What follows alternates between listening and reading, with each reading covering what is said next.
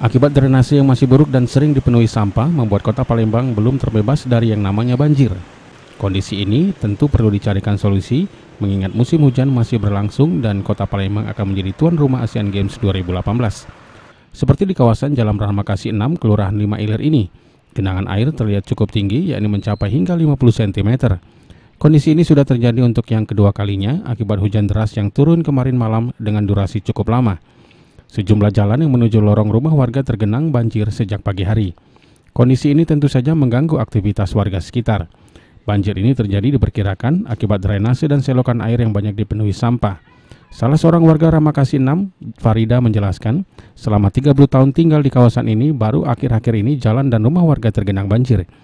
Ia menilai banyaknya pembangunan ruko dengan menimbun, membuat daerah resapan air menjadi berkurang dan mengakibatkan terjadi banjir, walau hujan hanya turun sebentar.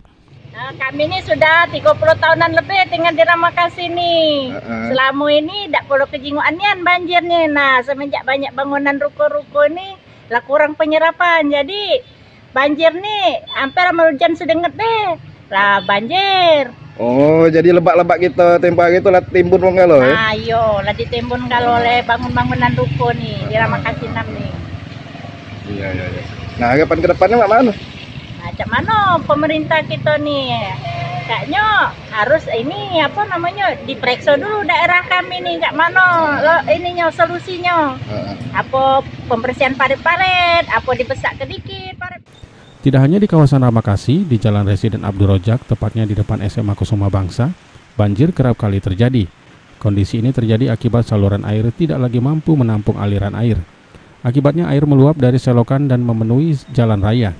Genangan air ini tentu membuat kendaraan terpaksa memperlambat lajunya dan sempat membuat terjadi kemacetan.